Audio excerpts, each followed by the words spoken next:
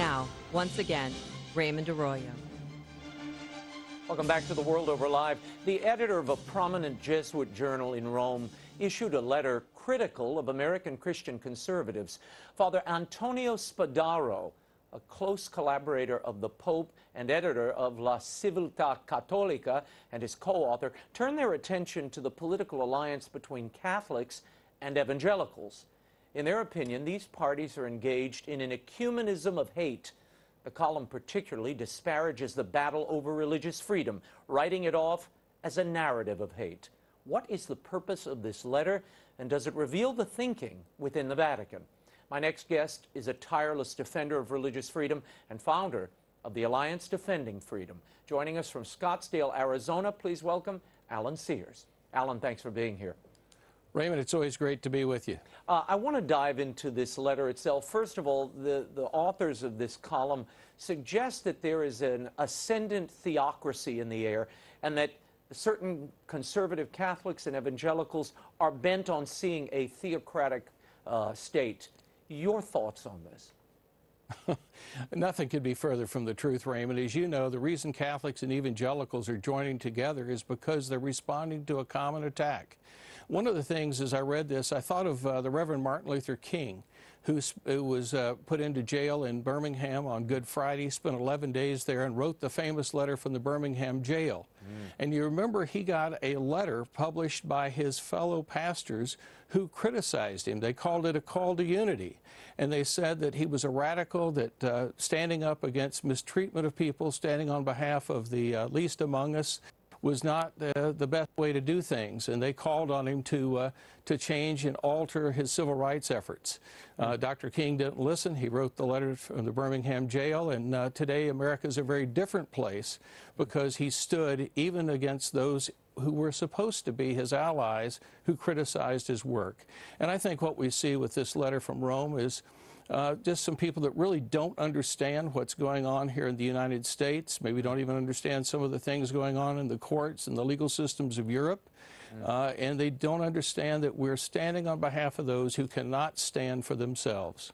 I want to share this with you. This is Father Spadaro and a little excerpt from his letter. It reads, "A strange form of surprising ecumenism is developing between evangelical fundamentalists and Catholic integralists, brought together by the same desire for religious influence in the political sphere. Some who profess themselves to be Catholic express themselves in ways that until recently were unknown in their tradition, and using tones much closer to evangelicals. They are defined as values voters as far as attracting electoral mass support is concerned."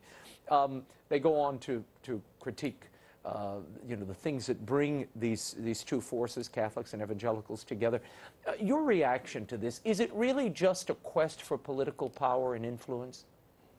Of course not, Raymond. And of course, we all first had to begin with the principle from John 17, where our Lord told us that we all should be one. That was his prayer on the night before he was betrayed.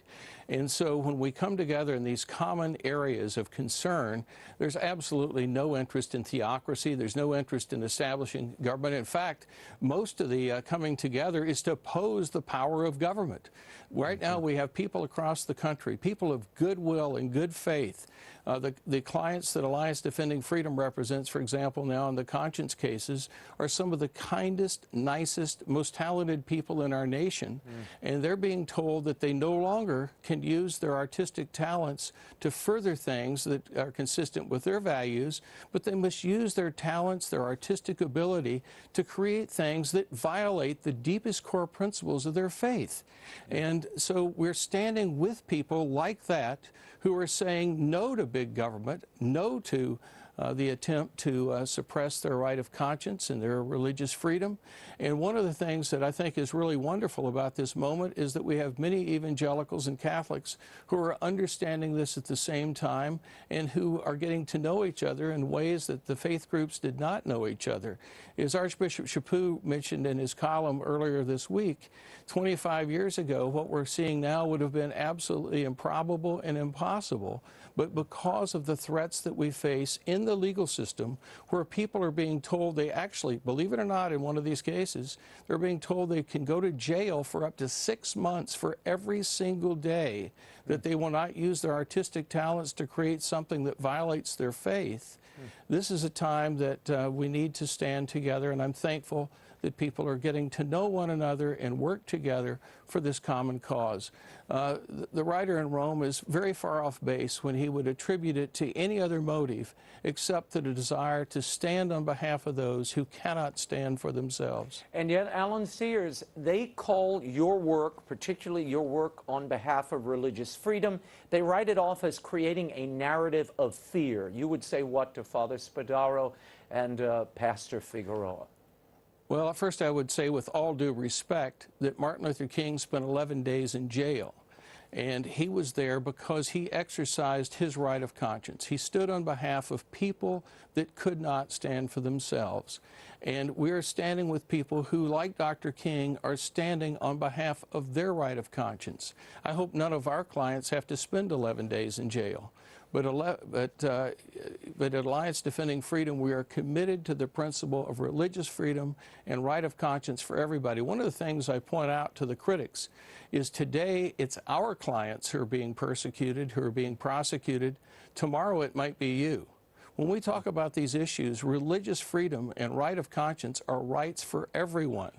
And so I think when we read articles like this, we really have people that don't comprehend or understand the reality of the cases that are actually going on in the courts. And none of these people, Raymond, as you know, went out looking for trouble. Basically because they were so talented, they were so good at their art, their craft, their ability, people came seeking them and wanted them to use their unique abilities to further messages that these people disagreed with. And we've been blessed to see some of these cases go forward. One is before the U.S. Supreme Court right now, where the United States Supreme Court will be deciding in the next few months whether or not Jack Phillip, the masterpiece cake artist in Colorado, has a right to use his talents only for those things that further his values and not things with which he opposes. And I'm confident the authors in Rome would not want to be compelled by the force of jail or fines or being taken out of the journalistic or other enterprises. They would not want to be forced to write articles furthering viewpoints with which they disagreed. Yeah. Alan, I want to read something to you because these authors seem to disparage the very issues you talk about here and the ones that have brought, improbably I might add, evangelicals and Catholics together over the last 2 decades or so. They say, this meeting over shared objectives happens around such themes as abortion, same-sex marriage, religious education in schools, and other matters generally considered moral or tied to values. Both evangelical and Catholic integralists condemn traditional ecumenism and yet promote an ecumenism of conflict that unites them in the nostalgic dream of a theocratic type of state. Do you decry traditional ecumenism? Absolutely not. First of all, this is tragic in itself that people would be motivated to ascribe these motives to others.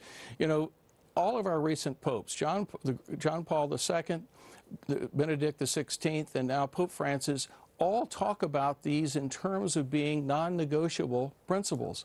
The right of parents to direct the upbringing of their children, the absolute right to life, the right to religious freedom, and the right of conscience. And these matters are such that they're beyond any kind of debate within the church itself. These are matters that everyone understands that the founder of the church gave us to uphold. These are not matters that we have any ability or right to step aside from. I remember when Pope Benedict spoke before the Bundestag in Berlin in his 3rd trip to Germany, when he was talking about how the essence of freedom is the following of the natural law. And so one of the things that I just don't understand in these kind of these ad hominem attacks is the misunderstanding of what people are all about. Nobody's trying to propose anything that is contrary to that which has brought all members of the Christian faith community together for centuries. And of course, we have many allies, many people in other faith groups that agree with this. Yeah. Most of these values are upheld by people of almost all the world religions. You know, Alan, I got a call from an evangelical leader who shall remain nameless, who the other day said, you know, these churchmen are like assassins. They seem to be spilling with the venom of our enemies. You know, this is not what we need right now. In fact, in one point in the letter, they deride those who don't embrace climate change. And they say, you know, they kind of write off all evangelicals as fundamentalists who, you know, ignore catastrophes in the environment. And yet, I thought about that old image of Pat Robertson sitting next to Al Sharpton several years ago talking about protecting the environment and climate change. So they're a little off-base, I think, in their understanding. Final question. What do you think is the purpose of this letter? And secondly, has this emboldened your critics, who have long charged, Alan, that you and your organization and others like it are engaged in hate works, hate crimes even? Well, I think, Raymond, I think that the people who wrote the letter probably don't fully understand what the issues are that we're dealing with here. As I mentioned a moment ago, we have clients who face 6 months in jail for every day that they will not create original artistic work that violates their most basic right of conscience. And maybe the authors have not seen this kind of thing. They don't understand what draws people to stand together in this area. You know, I'm not going to cast any aspersions. I assume these people are of goodwill who are struggling with an understanding of what's going on at this time. But one of the things we've seen here in the United States is the Southern Poverty Law Center, right, and its basic attack on anyone that they philosophically disagree with. They've ascribed our organization as a hate group because they disagree with our understanding of the original meaning of the Constitution, the way we seek to uphold the rights of conscience and other basic principles in the courts of law.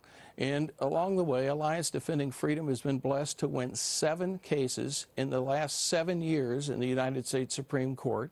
We've won over 400 cases against public colleges and universities for stepping on academic freedom, rights of free speech, religious freedom, and other things of students. And so we see firsthand what is happening on the ground, how the rights of people of faith are being trampled on, how they're being attacked. And we also see how important it is that people of commonality, people of goodwill of all faiths, and particularly of the evangelical and Catholic faith, who understand why these things are so important, to come together, to stand together, and to work together for the common good. Alan Sears of the Alliance Defending Freedom, thank you for being here.